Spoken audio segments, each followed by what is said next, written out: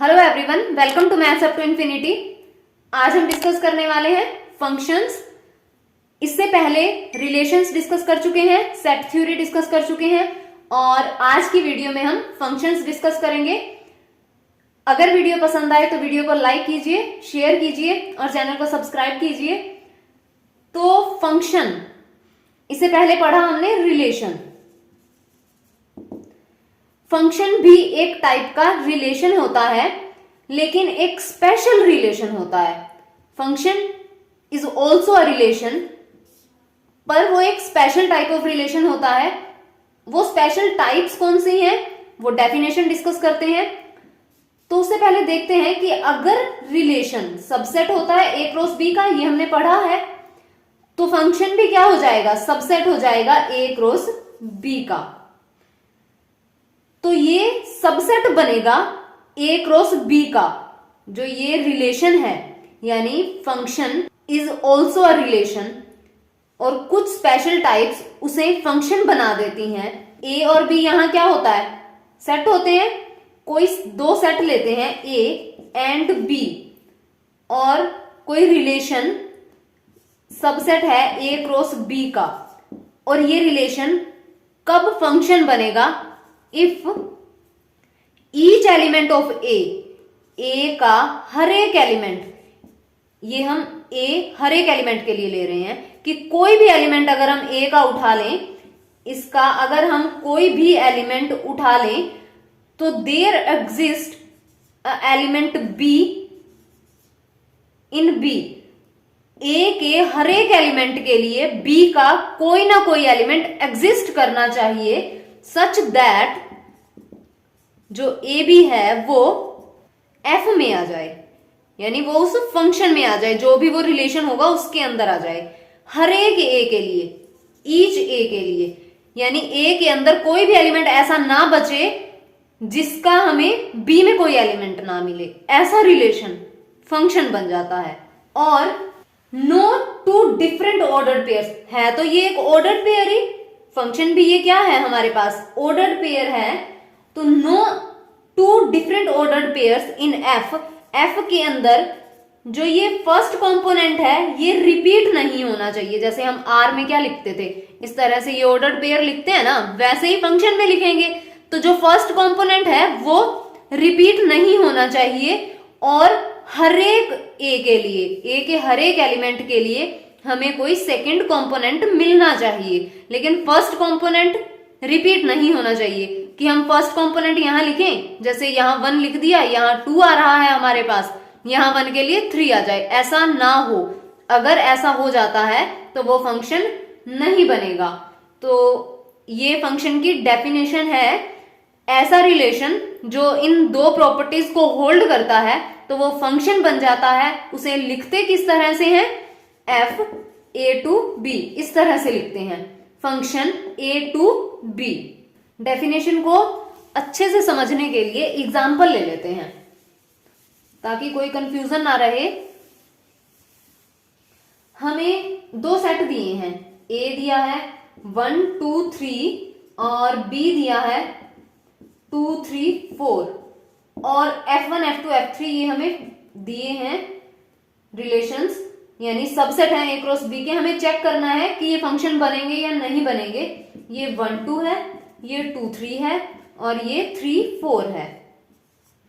और F2 है हमारे पास 1 2 1 3 2 3 एंड 3 4, और F3 है 1 3 एंड 2 4। हमें चेक करना है F1 F2 F3 फंक्शन बनेंगे या नहीं बनेंगे। सबसे पहले ये सबसेट है ए क्रॉस बी का, ए क्रॉस बी का सबसेट है, तो फंक्शन जो भी हमें चेक करना है वो ए टू बी होगा।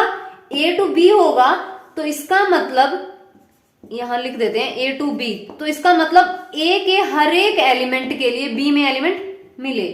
ए का हर एक एलिमेंट फर्स्ट कंपोनेंट हो और उसके लिए हमारे पास जो सेकंड कंपोनेंट है, जो सेकंड कंपोनेंट है वो बी का हमें मिलना चाहिए। तो 1 के लिए 2 है, 2 के लिए 3 है, 3 के लिए 4 है, और हर एक एलिमेंट आया 1 2 3 और हमें ये वैल्यू मिल रही है और कोई भी फर्स्ट कंपोनेंट रिपीट नहीं हो रहा, फंक्शन बनेगा। सेकेंड में ए के हर एक एलिमेंट के लिए मिले तो 1 है, 2 है, 3 है, लेकिन जो सेकेंड कंडीशन है वो होल्ड नहीं हो रही, फर्स्ट कंपोनेंट रिपीट हो रहा है, तो फंक्शन नहीं बनेगा। उसके बाद F3 1 के लिए 3 है, 2 के लिए 4 है, लेकिन 3 तो रह ही गया एक कंपोनेंट हमारे पास, तो यहां 3 के लिए हमारे पास कोई भी सेकेंड कंपोनेंट नहीं है, यहां गिवन नहीं है, तो इसका मतलब ये भी फंक्शन नहीं बनेगा। ये इस तरह के क्वेश्चन पूछ लिए जाते हैं पेपर में कि कौन सा फंक्शन बनेगा या नहीं बनेगा। बहुत इजी होता है लेकिन वहां कंफ्यूजन हो जाती है, तो ये ध्यान रखना है, डेफिनेशन से रिलेटेड ही क्वेश्चन है। तो यहाँ F1 फंक्शन बनेगा, F2 नहीं बनेगा और F3 भी नहीं बनेगा। और हम इन्हें डायग्राम से कैसे देख सकते हैं, जैसे इसे डायग्राम में हम किस तरह बनाएंगे, A to B है तो ये A हो जाएगा, ये B हो जाएगा, A 1 2 3 और B 2 3 4, ये A ये B है हमारे पास। फंक्शन कौन सा, F1 चेक कर रहे हैं, तो 1 किससे कनेक्टेड है, 2 से, 2 3 से, 3 4 से, तो ये क्या बन जाएगा हमारे पास, फंक्शन बन जाएगा। इस तरह से F2 देखें,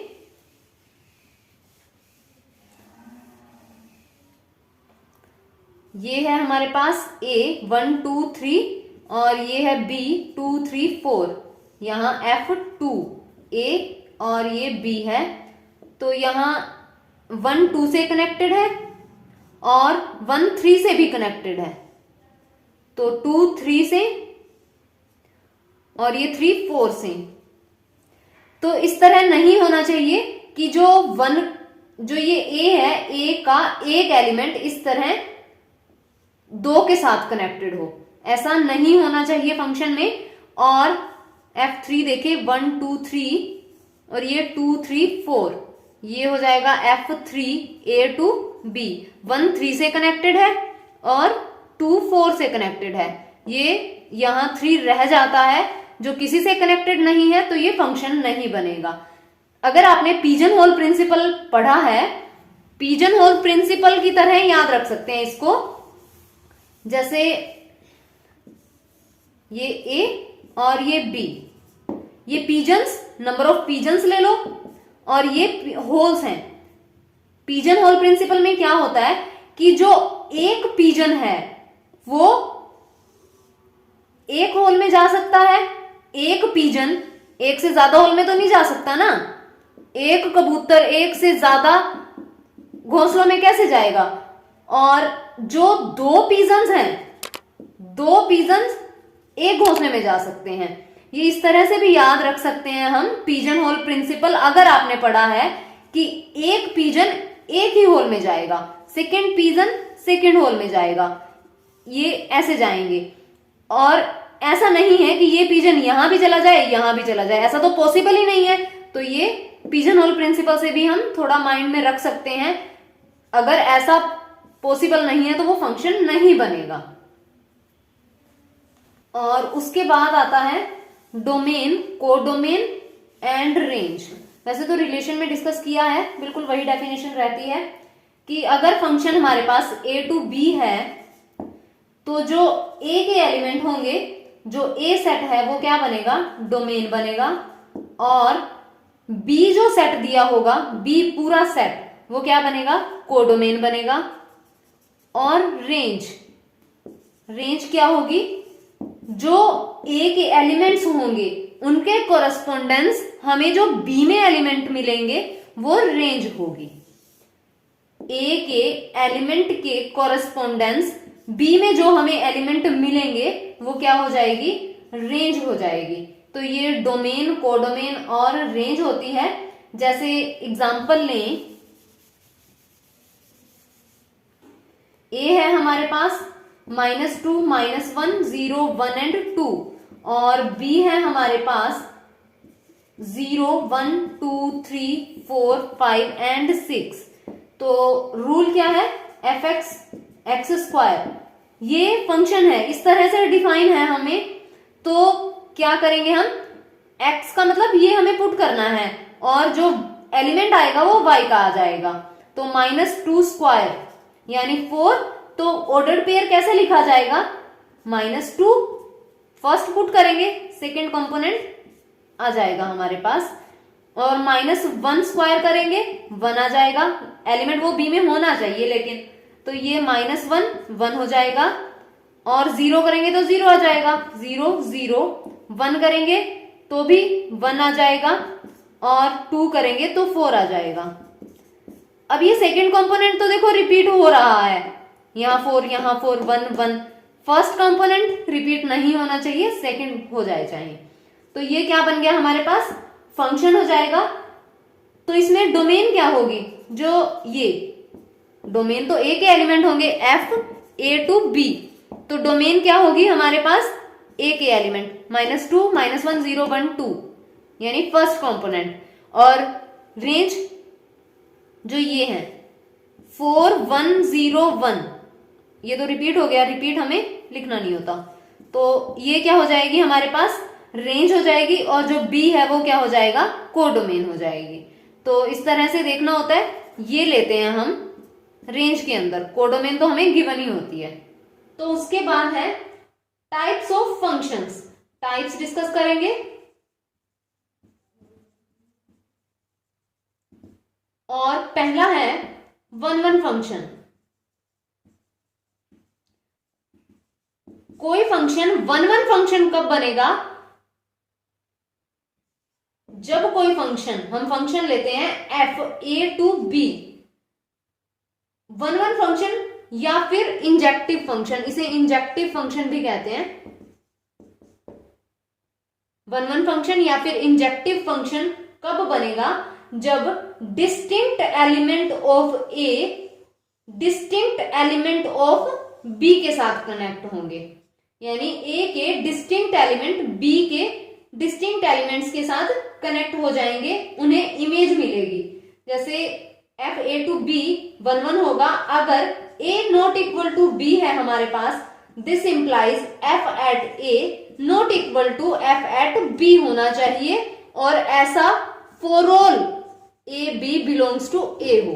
यानी फॉर ऑल का क्या मतलब है यहाँ, कि a के हर एक एलिमेंट की बात हो रही है, सिर्फ कोई 2 एलिमेंट की बात नहीं हो रही, सभी एलिमेंट्स a b ये कोई भी एलिमेंट हो सकते हैं, कि a not equal to b हो और f a not equal to f b आ जाए हमारे पास, तो ये क्या हो जाता है, फंक्शन 1 1 हो जाता है।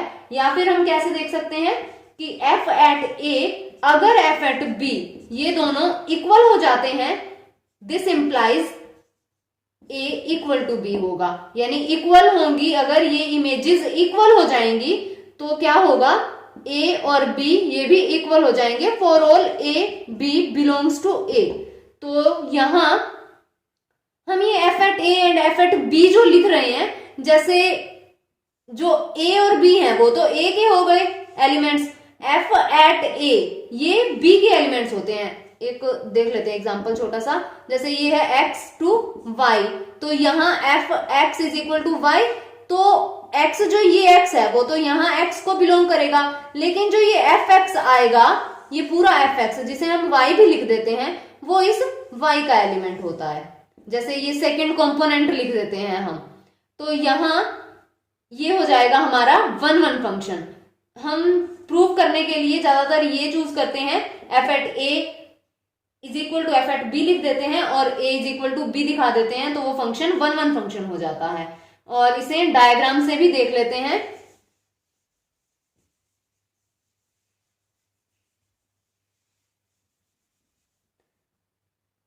डायग्राम से यहां ये a ले लेते हैं, ये b ले लेते हैं। जैसे f a to b होता है, तो जो ये a है ये यहां लिखा जाता है, और ये जो b है ये यहां लिखा जाता है, और यहां ये f लिख देते हैं। ये फंक्शन है, f1 लिख देते हैं। बाकी डायग्राम भी लेंगे, ये a1, ये a2, ये a3 हो जाएगा, और ये a4। यहाँ b1 लेते हैं, b2 ले लेते हैं, b3 ले लेते हैं, एंड b4 ले लेते हैं। इसके बाद एक और लेते हैं, ये a, यहाँ a1, a2, A3 and B यहां लेते हैं B1, B2, B3, B4 और ये फंक्शन F2 ले लेते हैं।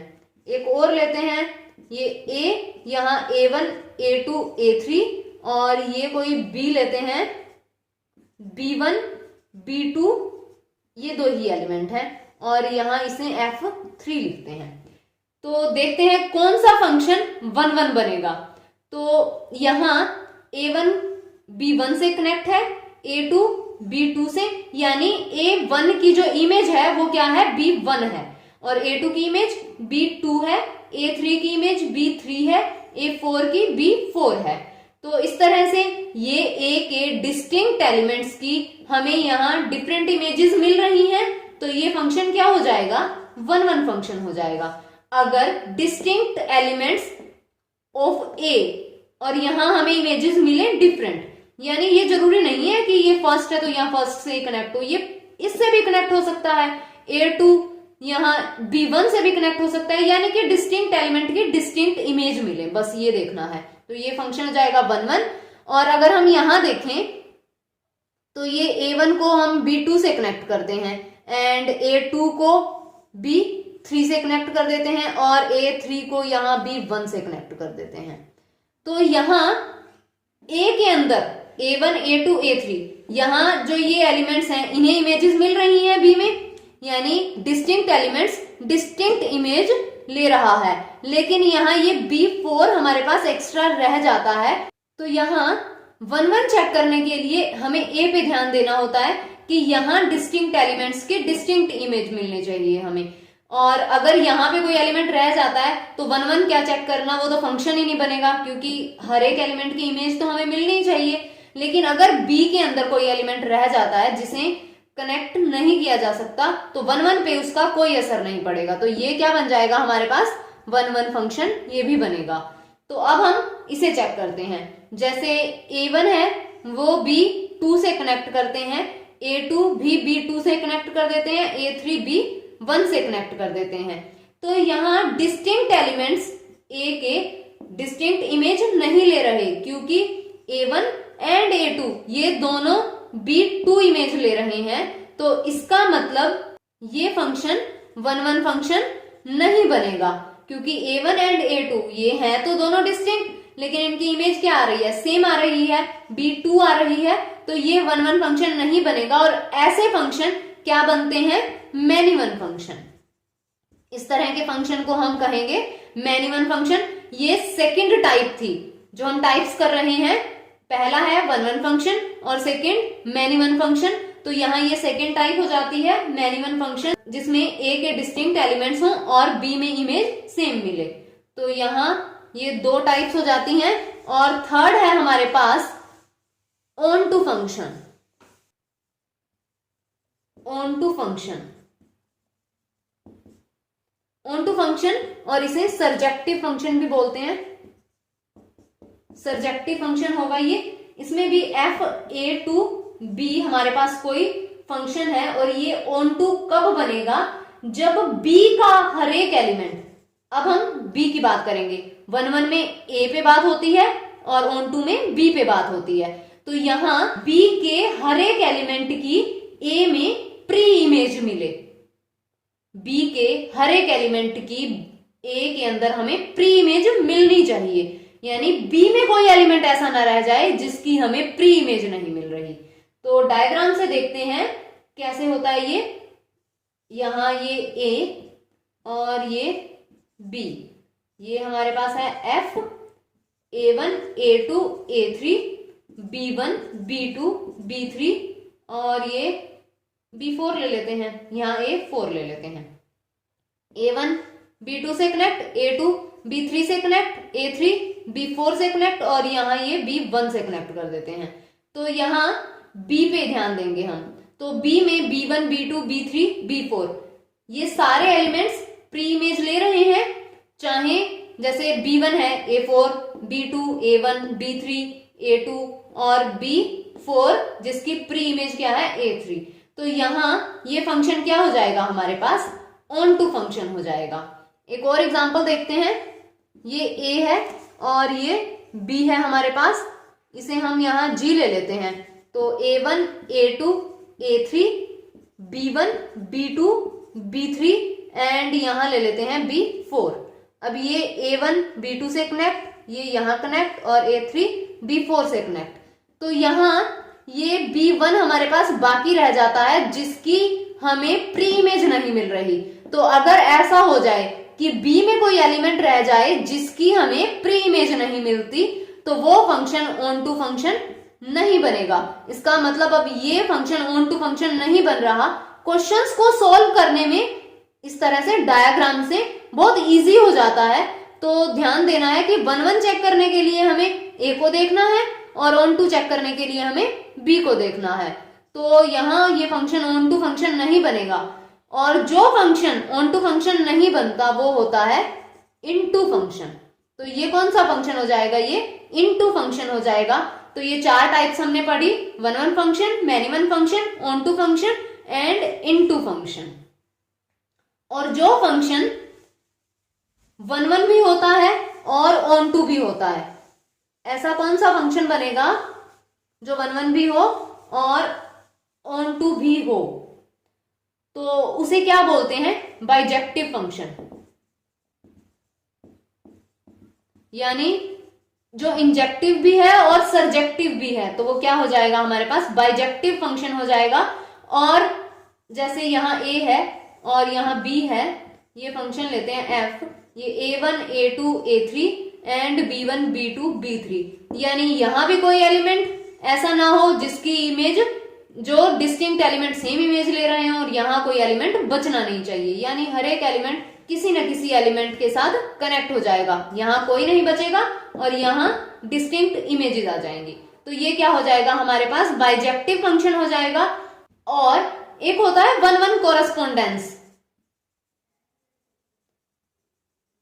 तो ये 1 1 कोरेस्पोंडेंस का मतलब भी 1 1 ऑन टू ही होता है। यानी कोई फंक्शन 1 1 है एंड ऑन टू है, तो वो उसे हम क्या बोल देंगे, 1 1 कोरेस्पोंडेंस है उनमें।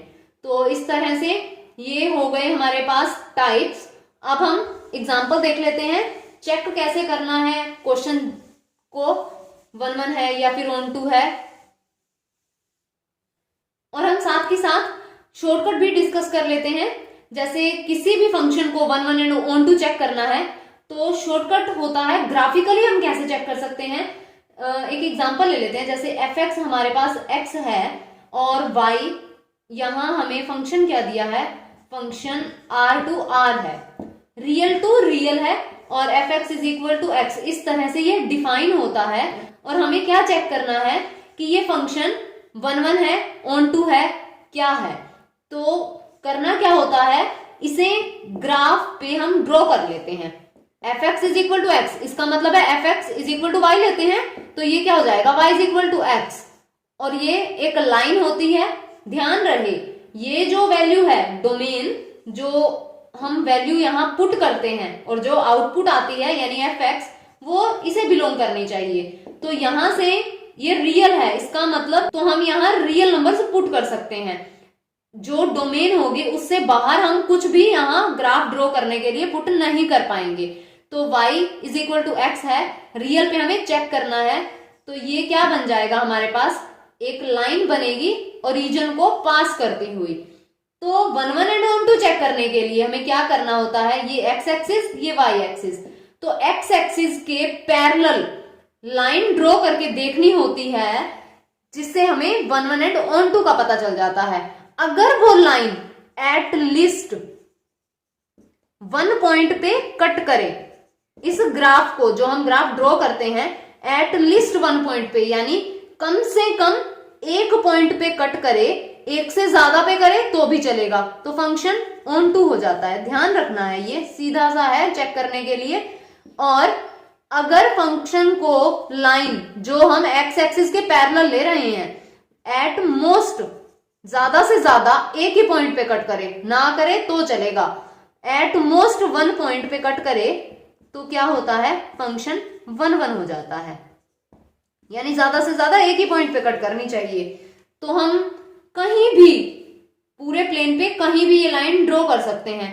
तो कहीं भी अगर हम ये लाइन ड्रॉ करेंगे एक्स एक्सिस के पैरेलल, तो ये पूरा ग्राफ रियल जा रहा है, रियल टू रियल है, तो ऐसी कोई लाइन नहीं मिलेगी जो, पहले अगर हम इसे चेक करें तो एट लीस्ट 1 पॉइंट, यानी कम से कम 1 पॉइंट, तो जहां मर्जी लाइन ड्रॉ कर लें कम से कम 1 पॉइंट पे तो ये कट करेगी। जैसे इसने यहां किया, यहां किया, यहां किया, तो कम से कम 1 पॉइंट पे तो लाइन कट करेगी ही। तो इसका मतलब ये फंक्शन क्या बन जाएगा, ऑन टू फंक्शन बनेगा। और अगर हमें 1 1 चेक करना है तो एट मोस्ट 1 पॉइंट, ज्यादा से ज्यादा एक ही पॉइंट। तो यहाँ कोई भी लाइन लेते हैं वो ज्यादा से ज्यादा एक ही पॉइंट पे कट कर रही है। ऐसा तो है नहीं कि इस लाइन को, ये जो ग्राफ है, एक्स एक्सिस के पैरेलल कोई लाइन ली और उसने एक से ज्यादा पे कट कर दिया, ऐसा नहीं हुआ। तो इसका मतलब ये फंक्शन क्या बनेगा, 1 1 फंक्शन भी बन जाएगा। अब हम एक और देख लेते हैं ग्राफिकली किस तरह से चेक करना है। जैसे यहां एफ एक्स एक्स स्क्वायर है, तो ये क्या बनेगा, ये पैराबोला बनेगा, ये पैराबोला हो गया। अब हमें ऑन टू चेक करना है, एट लीस्ट 1 पॉइंट, कम से कम 1 पॉइंट पे कट करनी चाहिए। अगर हम लाइन यहां ले लेते हैं तो ग्राफ को तो कट किया ही नहीं, लेकिन कम से कम 1 पे तो करनी चाहिए। तो ग्राफ पे कट नहीं किया, यानी ऐसी लाइन हम ड्रॉ कर सकें, तो यहां नहीं किया है कट, तो इसका मतलब फंक्शन ऑन टू नहीं बनेगा।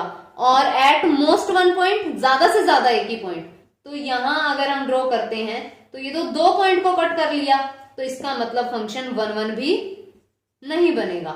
तो इस तरह से भी चेक किया जा सकता है, ये शॉर्टकट है। तो अगर हमें फंक्शन का ग्राफ नहीं पता या हम ड्रॉ नहीं कर पा रहे, तो फिर इस शॉर्टकट का कोई फायदा नहीं है। तो दोनों आने चाहिए। अगर तो ग्राफ ड्रॉ हो पा रहा है इजीली, तो फिर तो यहां से पता चल ही जाएगा। अदरवाइज हमें जैसे अभी डेफिनेशंस देखी हैं उस तरह से चेक करना पड़ेगा, वो भी देख लेते हैं।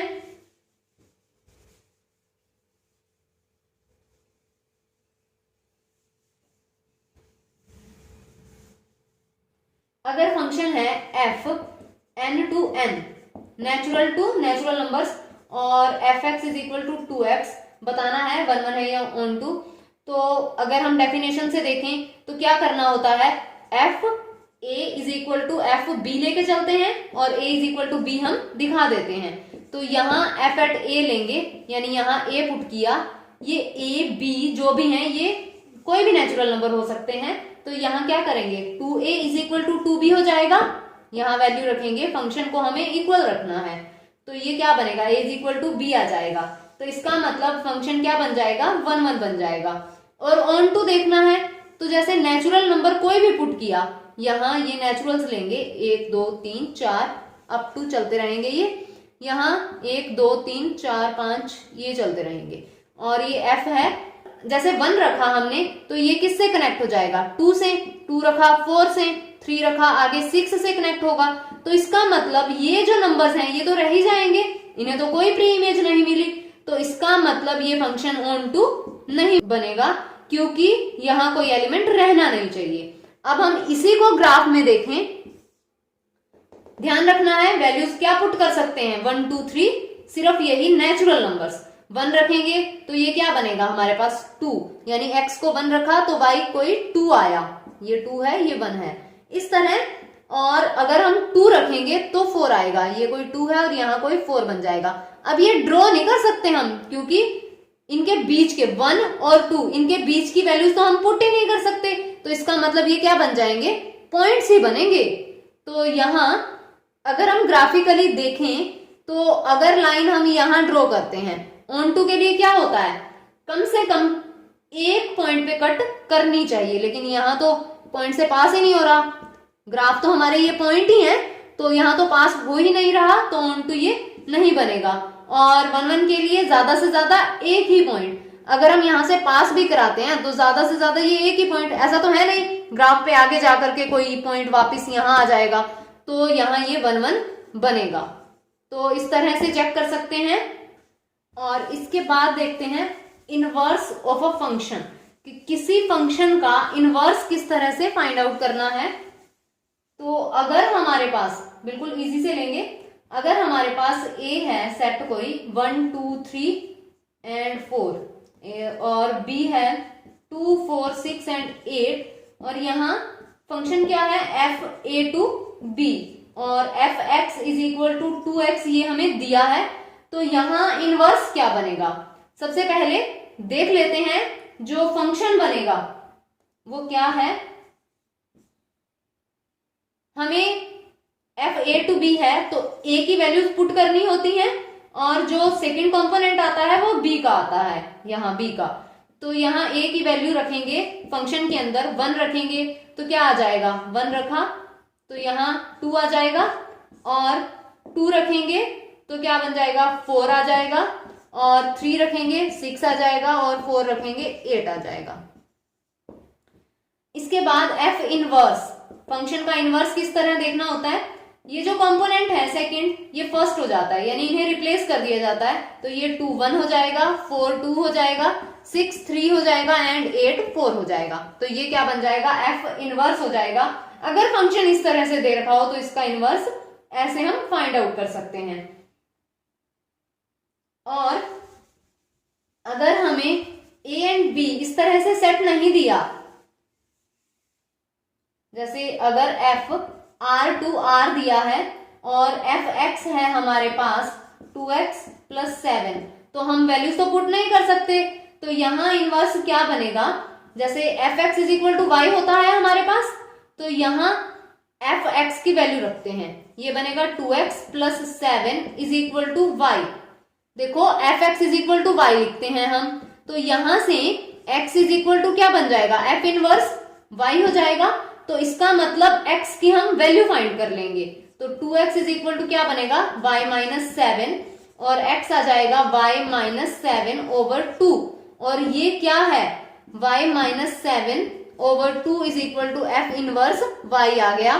और न्यूमेरिकली हम ये सारी जगह पे जो y है उसे चेंज कर देंगे, रिप्लेस कर देंगे, यानी f इनवर्स रिप्लेस तो कर ही सकते हैं, x में लिख देंगे x - 7/2 तो ये क्या बन जाएगा फंक्शन का इनवर्स बन जाएगा। तो इस तरह से इनवर्स फाइंड आउट करना होता है। और इनवर्स अगर फाइंड करना और एग्जिस्ट की बात करी जाए अगर कि इनवर्स एग्जिस्ट करता है या नहीं, कई बार ऐसा होता है कि फंक्शन का इनवर्स एग्जिस्ट ही नहीं करता। तो अगर कोई फंक्शन 1 1 है एंड ऑन 2 है, 1 1 और ऑन 2 अगर हम चेक कर पाए 1 1 है एंड ऑन 2 है तो उस फंक्शन का इनवर्स पक्का एग्जिस्ट करेगा।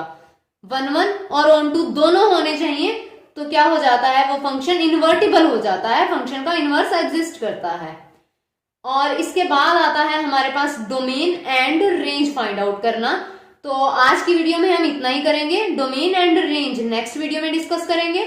तो अगर वीडियो पसंद आए तो वीडियो को लाइक कीजिए, शेयर कीजिए एंड चैनल को सब्सक्राइब कीजिए और बेल आइकन प्रेस कीजिए ताकि आने वाली क्वालिटेटिव वीडियोस की नोटिफिकेशन आपको मिलती रहे।